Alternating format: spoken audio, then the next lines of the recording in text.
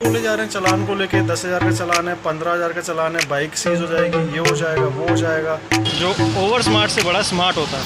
हाँ भाई, क्या हो गया? धक्का लगाना है क्या? नमस्कार दोस्तों, स्वागत है आपका एक बार फिर आपके अपने चैनल बंजारा पे। 12 अगस्त है आज और रक्षाबंधन आप लोगों का सबका अच्छा ही मना होगा, आशा करता हूँ। तो सुबह से मैं पोर्टर ऑन करके बैठा हुआ हूँ, लेकिन कोई राइड नहीं आ रही है। राइड एक आई भी थी, लेकिन वो वही अपना तो केबीसी चलता है, फास्टेस्ट फिंगर फर्स्ट तो किसी बंदे ने उठा ली। नो इशू, ये तो चलता रहता है। फिर मैंने 9:30 के आसपास कॉल किया अपने ऑफलाइन वाले सर को कि सर कोई ऑर्डर हो तो मेरे को बता दीजिए, अदरवाइज़ मैं निकलूँ कहीं के लिए। उन्होंने मेरे को मना कर दिया कि ऑर्डर नहीं है। उसके बाद मैंने फिर अपना ओला उबर भी स्टार्ट कर दिया। अब मेरे पास एक राइड आई है, 10 बज गए हैं। 2 मिनट पहले मेरे पास राइड आई, मतलब 5 मिनट के लगभग हो गए हैं तब राइड आई। मंगोलपुरी की ये राइड है, यहाँ से 10 किलोमीटर के आसपास का है। पिकअप लोकेशन 2 किलोमीटर दूर, तो 2 किलोमीटर है और उसके आगे 10 किलोमीटर करीब जाना है, तो 12 किलोमीटर के आसपास का ये है। इतने में मैं कस्टमर से बात करके रुका ही था, उनसे लोकेशन कंफर्म कर दी कहाँ आना कहाँ नहीं। मेरे ऑफलाइन वाले सर का कॉल आ गया कि एक ऑर्डर आ गया है और मुझे जाना है मानेसर। 10:30 तक मुझे मानेसर जाने के लिए उन्होंने बोला है। अब 10 बज चुके हैं। मैं ये सोच रहा हूँ कि मैं पहले कस्टमर को छोड़ने जाऊँ या कस्टमर की राइड कैंसिल करूँ। कस्टमर से मेरी बात हो चुकी है, अब मैं क्या करूँ? तो ये मेरा पार्सल है, पिकअप लोकेशन पे हूँ। मैं वापस आ गया हूँ मंगोलपुरी की सवारी छोड़ के। वहाँ से मैं 10 किलोमीटर वापस खाली आ गया। मैंने कहा यार, अपना ऑफलाइन वाले सर का ऑर्डर नहीं छोड़ना चाहिए। जो रेगुलर काम मिलता रहता है तो उनका ऑर्डर क्यों मना करूं। और यहाँ पे कस्टमर से बात भी कर ली थी, तो कस्टमर को भी क्यों मना करूं। तो मैंने कहा चलो 10 किलोमीटर की कुर्बानी दे दी जाए। अभी फ़िलहाल मैं गुड़गांव में हूँ। ये गुड़गांव का मतलब मानेसर जाने वाला रोड है। इस साइड वाला रोड अभी बन रहा है, कंस्ट्रक्शन चल रही है। और ये सिंगल रोड को मतलब आने आने का दोनों का कर रखा है।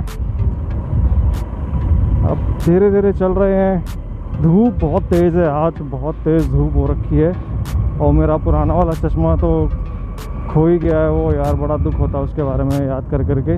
और ये दूसरा चश्मा है, ये थोड़ा मेरे को सही नहीं है। इसमें आंखों की तरफ से गैप है, तो धूल अंदर जाती है। फ़िलहाल अभी तक एक मैं ऊबर की राइड कर चुका हूँ और दूसरा ये ऑफलाइन ऑर्डर लेके जा रहा हूँ। इसको पहुँचने में मेरे को लग जाएगा करीब अभी आधे घंटे से ज़्यादा, मतलब 40 मिनट के आसपास में मैं ये ऑर्डर डिलीवर कर दूंगा। अभी टाइम हो रखा है 11:30 का, तो 11:30 और 40 मतलब कि 12:15 तक मैं वहाँ पहुँच जाऊँगा।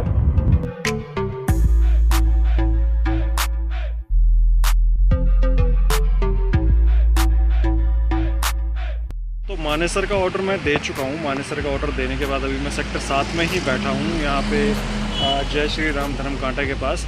यहीं यूजुअली आके बैठता हूँ।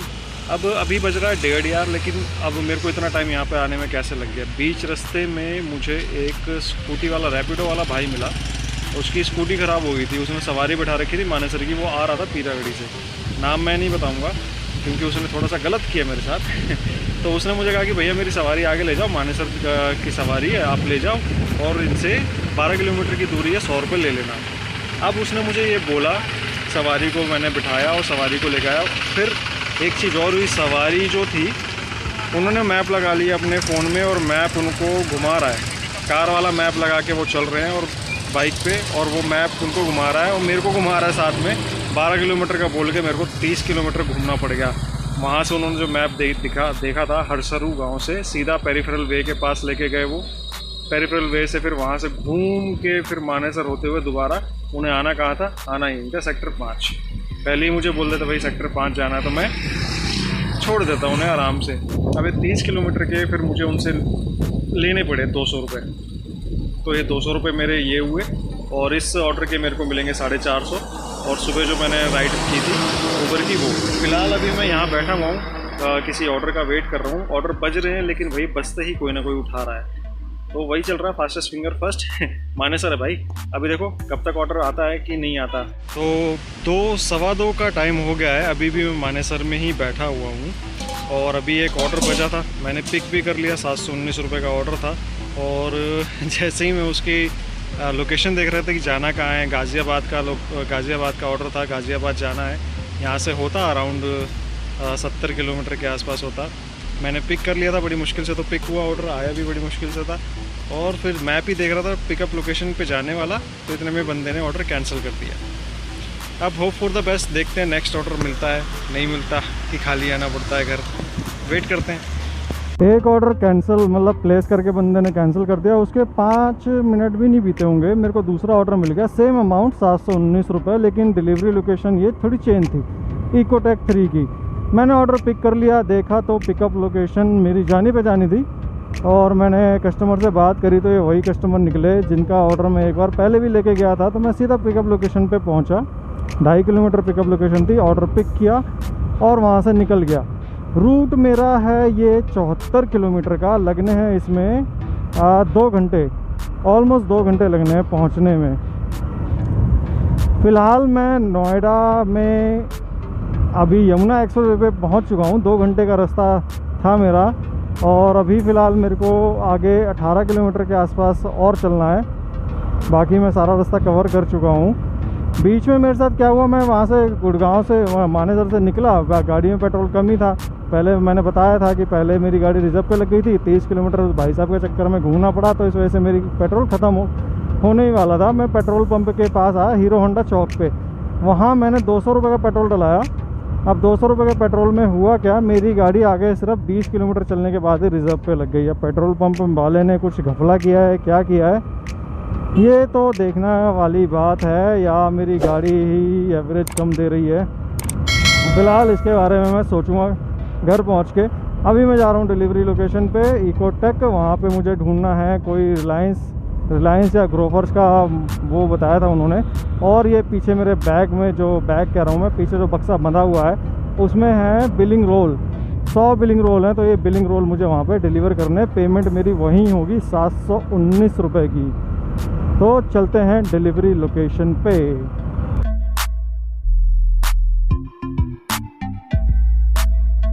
तो यहाँ इकोटेक 3 का ऑर्डर तो मैंने डिलीवर कर दिया, लेकिन यहाँ थोड़ी सी कस्टमर से थोड़ी सी बातचीत हुई। उस बातचीत में मैंने उनको बता दिया कि भैया जो ओवर स्मार्ट से बड़ा स्मार्ट होता है, तो कैसे मैं अभी बताऊँगा आपको रास्ते में। तो अभी मैं हूँ जनपद मेट्रो स्टेशन के पास कर्नाट प्लेस में।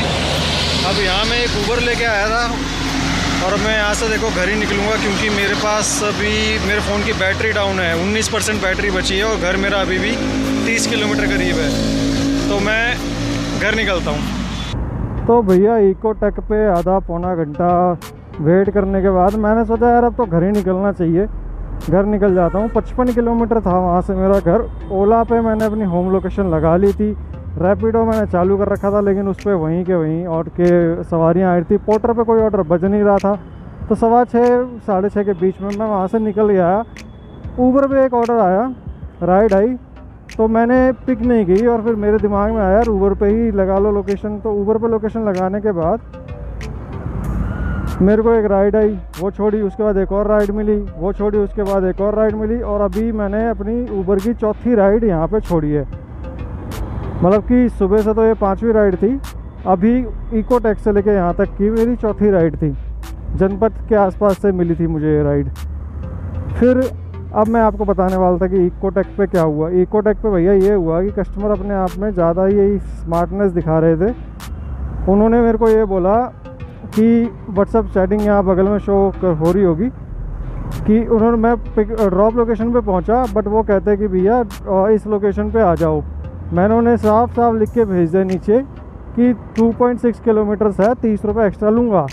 उनका कोई जवाब नहीं आया, और फिर मैं वहाँ पहुँच गया ड्रॉप लोकेशन पे। ड्रॉप लोकेशन पे पहुँचने के बाद मैंने पार्सल खोला ही नहीं। वो कह रहे भैया स्क्रीनशॉट दिखा दो, जितना भी पैसा होगा मैं उतना पे कर दूँगा। मैंने कहा भैया मैंने आपको पहले ही बोल दिया था 30 रुपीज़ एक्स्ट्रा लगेंगे, 719 तो पहले ही दिखा रहा था, और 719 से अभी दिखाएगा। तो कह रहा भैया मैं तो पोर्टर के हिसाब से ही पे करूँगा। अब मैंने कहा कि भैया हाँ आप बिल्कुल ठीक कह रहे हो यार, मैं गलत हूँ, मुझे भी पोर्टर के हिसाब से डिलीवरी करनी चाहिए। तो मैं ये पार्सल वहीं लेके जा रहा हूँ जहाँ पे आपने लोकेशन लगाई है, और आप वहाँ से पिक कर लो 2.5 किलोमीटर दूर से। बंदे ने अपना सर खुजाया और कह रहा यार आप मेरी जेब से पैसा लगवाओगे। क्योंकि कंपनी तो ये पैसा देगी नहीं। मैंने कहा तो आप क्या चाहते हो कि मैं अपनी जेब से 2.5 किलोमीटर के पैसे दूँ?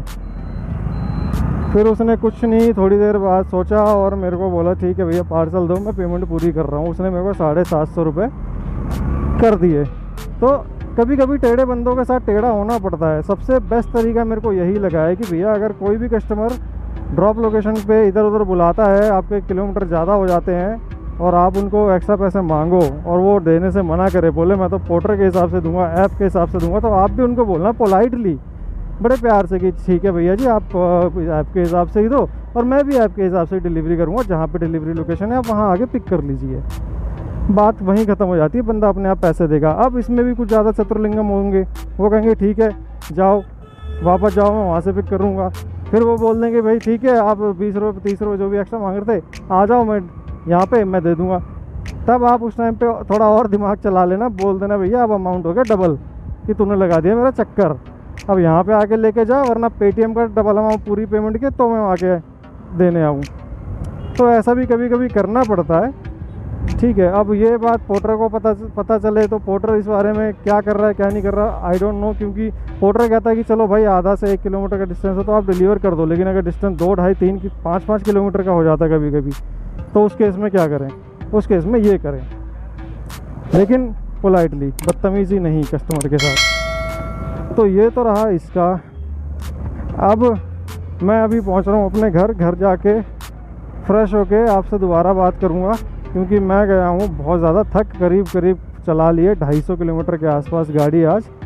आप थोड़ा अंदाज़ा मैं इसी बात से देता हूं कि सुबह पहला 20 किलोमीटर का चक्कर तो मेरा ऊबर का लग गया था, 10 किलोमीटर खाली है, 10 किलो मतलब 25 किलोमीटर का, उसके बाद 45 किलोमीटर मानेसर, फिर 74 किलोमीटर, 74 प्लस 2.5 किलोमीटर पिकअप भी था, वो लगा यहाँ का इकोटेक का।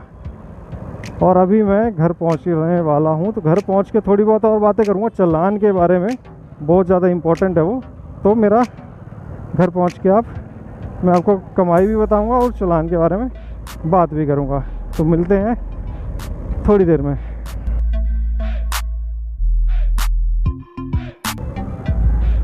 हाँ भाई क्या हो गया? धक्का लगाना है क्या? कहाँ तक जाना है? हैं? राजीव रतन जाना है? चलो चलो बैठो धक्का लगा देता हूँ।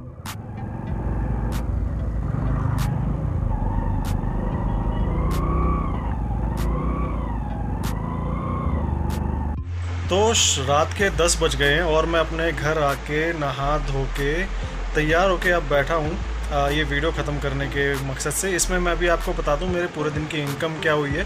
प्लस एक चीज़ मैं कहना चाह रहा हूँ, जब मैं इकोटेक में बैठा हुआ था तो मैं यूट्यूब ऐसे चला लिया, यूट्यूब पे मैंने 2-3 वीडियो देखे, उनमें यार यूट्यूबर अभी भी कुछ भी बोले जा रहे हैं चालान को लेके। 10,000 का चालान है, 15,000 का चालान है, बाइक सीज हो जाएगी, ये हो जाएगा वो हो जाएगा।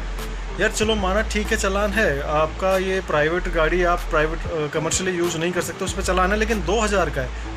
इस चीज़ के लिए, इस चीज़ के बारे में, इस चीज़ को मैं अपने पिछले वीडियो में दिखा भी चुका हूँ आपको स्क्रीनशॉट्स के साथ। एक यूट्यूबर कह रहा था भाई ऐसा कोई पहले कोई ये कानून ही नहीं था, अब जाके ये कानून आया है। तो भाई ऐसा नहीं है। मोटर व्हीकल एक्ट 89 और 88 में ये कानून में पहले से ही था कि आप प्राइवेट बाइक को यूज़ नहीं कर सकते हैं कमर्शियली। उसके लिए आपका कम से कम 2,000 का चालान और ज़्यादा से ज़्यादा 5,000 का है। कोई 10,000 नहीं, कोई 20,000 नहीं, कोई 15,000 नहीं। ठीक है, आप चालान नहीं भरोगे तो आपकी गाड़ी सीज हो जाएगी।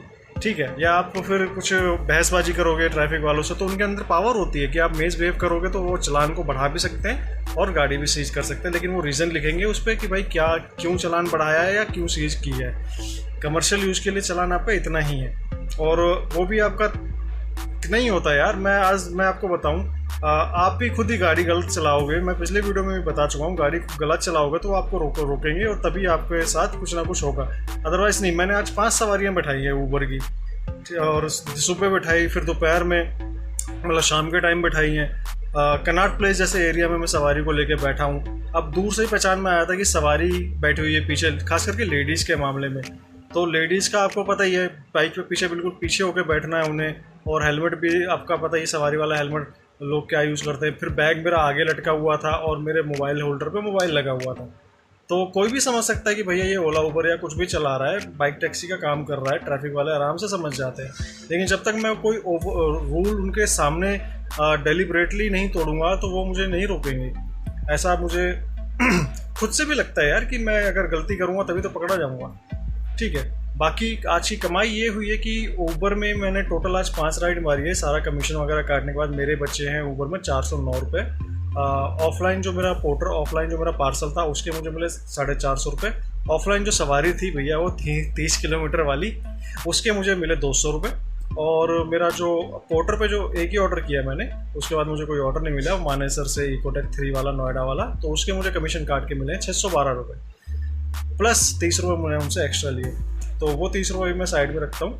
तो टोटल मेरा इसका हो गया 1671 रुपये। अगर वो 30 रुपये ऐड करता हूँ तो ये हो जाता है 1701 रुपये। इसमें से मैं अपना पेट्रोल निकाल दूँ 450 रुपये का, तो मेरे बचते हैं 1251 रुपये। तो ये मेरी आज की टोटल इनकम हुई है 12 घंटे काम करने के बाद। नेक्स्ट वीडियो में मैं आपको बताऊंगा कि मेरे एक सब्सक्राइबर हैं, उन्होंने पूछा है कि भैया अपना हेलमेट का सेटअप दिखाओ। तो बड़ा ही सस्ता सा सेटअप है मेरा हेलमेट का, वो मैं आपको अगले वीडियो में दिखा दूंगा, छोटा सा वीडियो बना के आप वो देख लीजिएगा। और सभी लोगों से एक गुजारिश है, जो भी बंदे वीडियो देख रहे हैं, अगर उन्होंने अभी तक चैनल सब्सक्राइब नहीं किया तो प्लीज़ चैनल को सब्सक्राइब कर लीजिए और बेल आइकन ज़रूर दबा दीजिएगा, ताकि जो भी मेरा वीडियो आए आपके पास उसकी नोटिफिकेशन हमेशा मिल जाए। इससे आपका सपोर्ट मुझे मिलेगा और मुझे मोटिवेशन मिलेगा और आगे वीडियो बनाने के लिए अच्छी अच्छी जानकारी आपके पास लाने के लिए। तो देखते रहिए बंजारा चैनल और थैंक यू फॉर वॉचिंग।